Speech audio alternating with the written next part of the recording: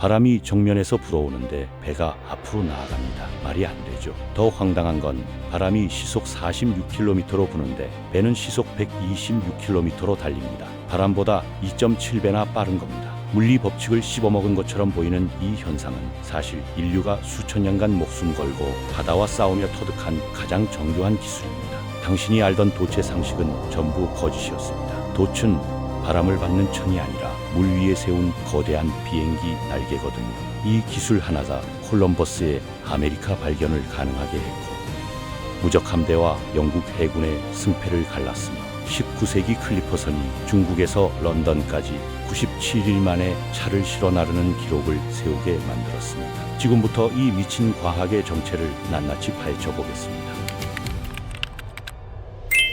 대부분 사람들은 돛단배의 원리를 이렇게 상상합니다. 바람이 뒤에서 불면 천을 밀고 천이 배를 밀고 배가 앞으로 간다. 초등학교 과학책에 나오는 그림이죠. 틀린 말은 아닙니다만 이건 돛의 작동 방식 중 가장 원시적인 절반만 설명한 겁니다. 진짜 비밀은 완전히 다른 곳에 있거든요. 현대 요트가 바람을 거슬러 올라갈 수 있는 이유는 돛이 천이 아니라 세로로 세운 날개이기 때문입니다. 비행기가 공중에 뜨는 원리와 정확히 같은 물리학이 돛에도 적용됩니다. 공기를 쪼개서 압력 차이를 만들고 그 차이가 배를 끌어당기는 겁니다. 엔진도 GPS도 없던 시대를 떠올려 봅시다. 고대 선원들에게 바람은 단순히 날씨가 아니었습니다. 바람 자체가 도로였고 지도였습니다. 바람이 허락하는 방향으로만 갈 수 있었고 바람이 막는 곳은 아예 접근조차 불가능한 금지구역이었죠. 계절풍과 무역풍의 패턴을 읽지 못하면 항해 자체가 성립하지 않던 시절이었습니다. 지중해에서 홍해로 인도양을 건너 동남아시아까지 가는 상인들은 몬순 시즌을 정확히 계산해서 출항 날짜를 정했습니다. 한 달만 늦어도 그 해의 무역은 끝장이었거든요. 바람 방향이 맞는 지역 길이는 문명이 교류했지만 역방향 지역은 수백 년간 서로 존재조차 몰랐습니다. 초기 범선은 거대한 사각돛을 주력으로 썼습니다. 사각돛은 뒷바람을 받을 때 엄청난 성능을 냈지만 바람이 옆이나 앞에서 불면 거의 쓸모가 없었죠. 로마와 그리스 선원들이 여러 개의 돛을 조합하고 복잡한 로프 시스템을 만들어서 어느 정도 비스듬한 항해를 시도하긴 했습니다. 기원전 2세기 무렵 로마 선원들은 스프릿 세일을 써서 지그재그 항법을 개발했고 바람에 대해 72도 각도까지 붙어서 항해할 수 있었다는 기록도 있습니다. 하지만 여전히 강한 역풍 앞에서는 답이 없었습니다. 선원들은 노를 젓다가 탈진하거나 바람이 바뀔 때까지 며칠씩 기다리거나 아예 항해를 포기하는 수밖에 없었죠. 그러다가 역사를 완전히 뒤집는 발명이 등장합니다. 삼각형 돛, 라틴 세일입니다. 2세기경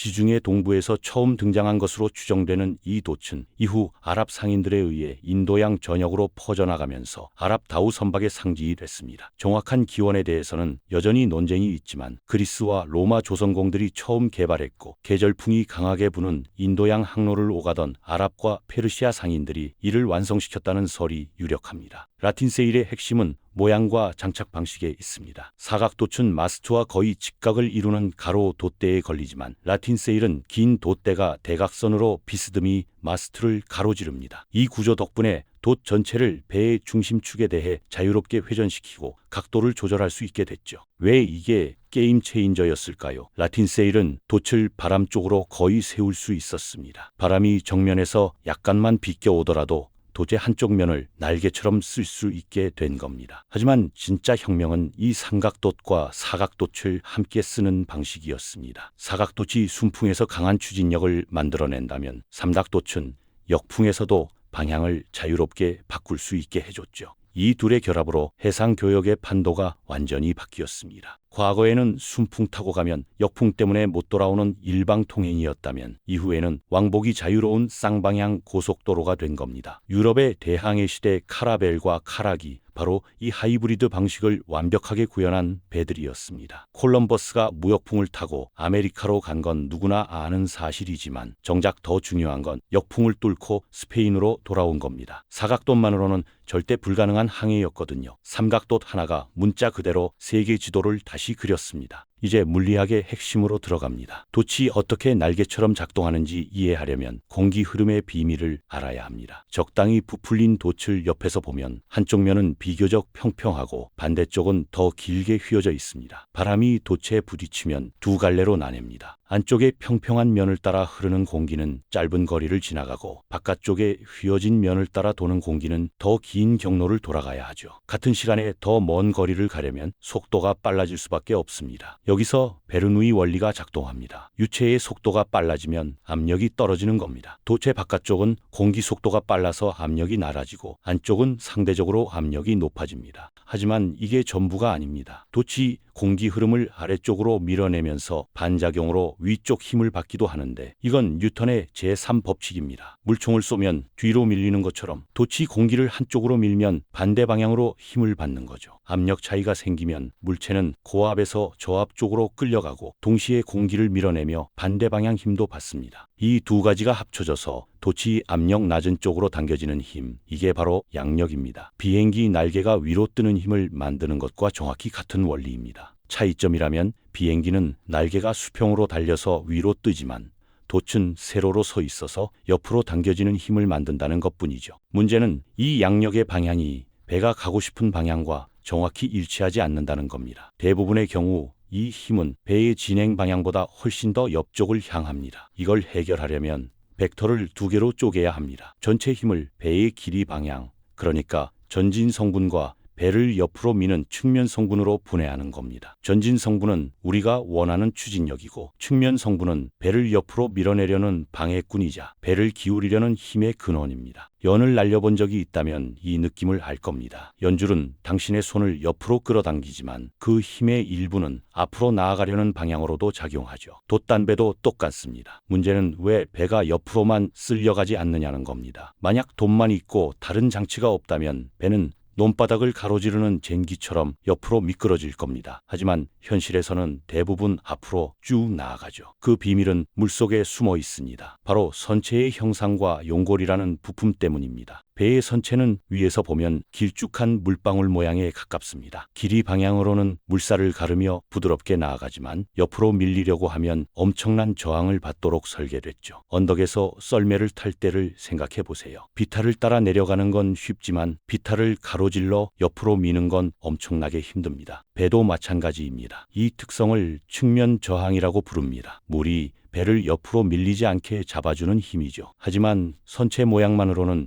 부족한 경우가 많습니다. 특히 작거나 가벼운 배에서는 더욱 그렇죠. 배 밑바닥이 너무 둥글거나 평평하면 물을 제대로 잡아주지 못하고 돛에서 오는 옆방향 힘이 배 전체를 옆으로 밀어냅니다. 이걸 풍압류라고 부르는데 이렇게 옆으로 미끄러지면 에너지가 낭비되고 조종도 어려워집니다. 그래서 거의 모든 돛단배에는 용골이라는 부품이 달려 있습니다. 용골은 배 밑에 길게 늘어진 얇은 지느러미처럼 생긴 구조물입니다. 스케이트 날처럼 물속 깊이 박혀서 배가 옆으로 미끄러지는 걸 막아주죠. 용골이 깊고 무거울수록 옆 방향 저항이 커지고 바람이 아무리 세게 밀어도 배는 직진 코스를 유지합니다. 현대 요트의 용골은 아예 물속 날개 형태로 만들어져서 물속에서도 양력을 만들어 옆으로 밀리는 힘을 더욱 효과적으로 상쇄합니다. 공기 속 날개인 돛과 물속 날개인 용골, 이 두 개가 힘을 벡터 합성해서 최종적으로는 배를 앞으로만 밀어내는 겁니다. 하지만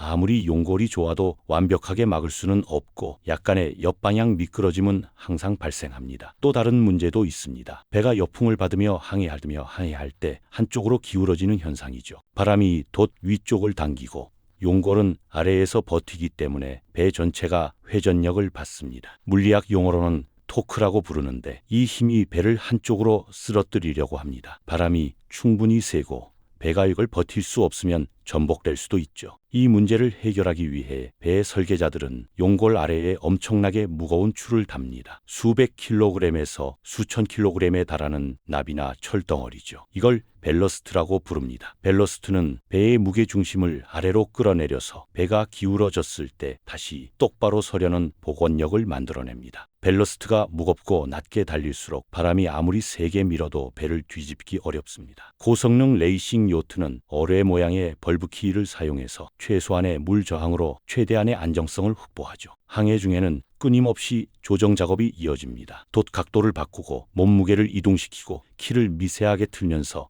바람의 방향과 세기에 맞춰 반응합니다. 바람의 변화를 얼마나 잘 느끼느냐에 따라 항해의 효율이 완전히 달라지죠. 베테랑 선원들도 이 힘들의 균형을 잡는 법을 평생 배운다고 합니다. 이제 더 놀라운 이야기로 넘어가 봅시다. 2012년에 베스타스 세일 로켓이라는 특수 제작 범선이 최고 속도 68노트를 기록했습니다. 노트는 항해에서 쓰는 속도 단위인데 시속으로 환산하면 약 126km입니다. 그때 바람은 고작 25노트, 시속 약 46km 정도였죠. 배가 바람보다 2.7배나 빠르게 달린 겁니다. 어떻게 이런 일이 가능할까요? 비밀은 실바람과 겉보기 바람의 차이에 있습니다. 실바람은 환경 전체에서 실제로 불고 있는 바람입니다. 기상청이 측정하는 바람이죠. 하지만 배가 움직이면 상황이 달라집니다. 배의 속도 벡터와 바람 벡터가 합쳐져서 배 위에 있는 사람이 느끼는 바람의 방향과 세기가 바뀝니다. 이게 바로 겉보기 바람입니다. 예를 들어 봅시다. 실바람이 옆에서 8노트로 불고 배도 앞으로 펜덜노트로 달리고 있다면 배 위에서 느끼는 바람은 대각선 앞쪽에서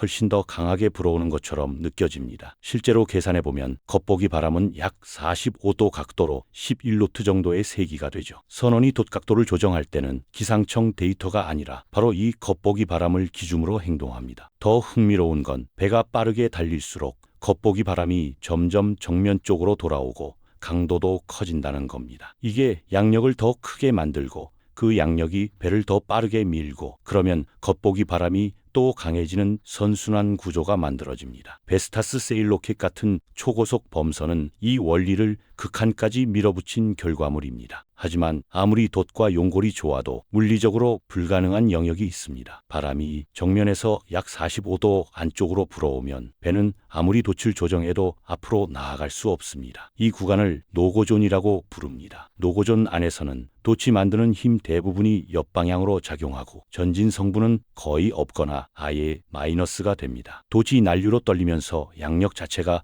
붕괴되기도 하죠. 일반적인 배의 노고존은 뱃머리를 기준으로 좌우 45도씩 총 90도 정도의 범위입니다. 고성능 레이싱 요트는 이걸 30도 정도까지 줄일 수 있지만 어떤 배도 정면 바람을 받으면서 직진할 수는 없습니다. 그렇다면 목적지가 바람 정면 방향에 있으면 어떻게 할까요? 답은 지그재그입니다. 바람을 기준으로 약 35도에서 45도 각도로 최대한 바짝 붙어서 항해하는 상태를 클로즈 홀드라고 부릅니다. 바람을 왼쪽에서 받으면 포트 테크, 오른쪽에서 받으면 스타보드 테크죠. 한쪽 클로즈 홀드로 한동안 나아간 뒤 배머리를 바람 쪽으로 돌려 반대편 클로즈 홀드로 옮겨 타는 동작이 테킹입니다. 이 두 방향을 반복하면서 지그재그로 나아가면 결과적으로는 바람 정면 방향으로도 전진할 수 있습니다. 직선보다 훨씬 긴 거리를 돌아가야 하지만 불가능했던 항해가 가능해지는 거죠. 이 기술이 역사에 미친 영향은 어마어마합니다. 1588년 스페인 무적 함대와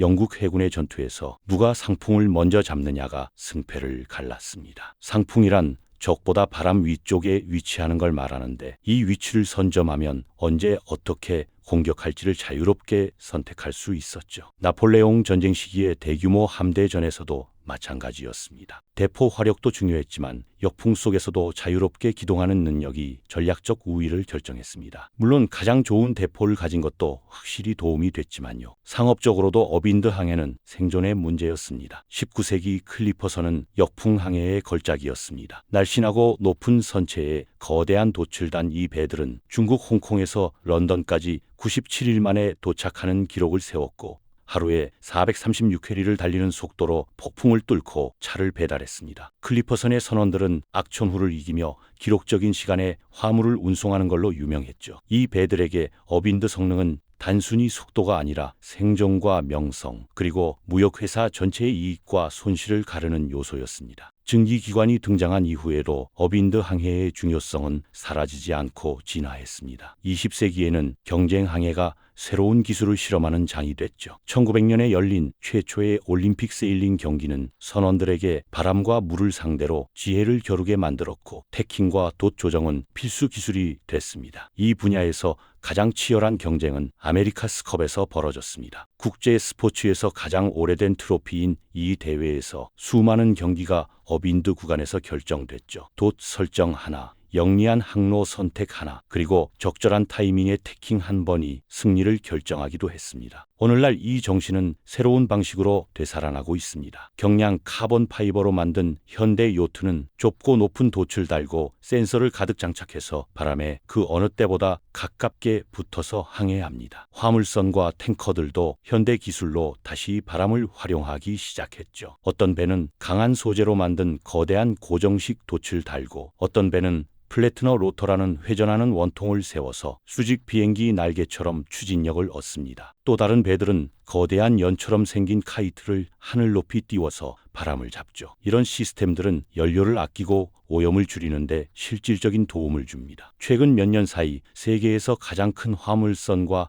탱커 일부가 이런 바람 보조 장치의 도움으로 대양을 건넜습니다. 엔진 시대에도 바람은 여전히 중요한 에너지 자원이라는 걸 증명한 겁니다. 도전은 여전히 흥미진진합니다. 당신을 느리게 만들려는 바람을 오히려 앞으로 밀어주는 힘으로 바꾸는 것. 선원이 좁은 수로에서 지그재그로 나아갈 때마다, 두 척의 레이싱 요트가 역풍 속에서 위치 싸움을 벌일 때마다 그들은 탐험가와 상인과 몽상가들의 발자취를 따라가고 있습니다. 바람을 바라보며 이렇게 물었던 사람들의 뒤를 잇는 거죠. 우리가 충분히 용감하다면 바람을 거슬러 얼마나 멀리 갈 수 있을까?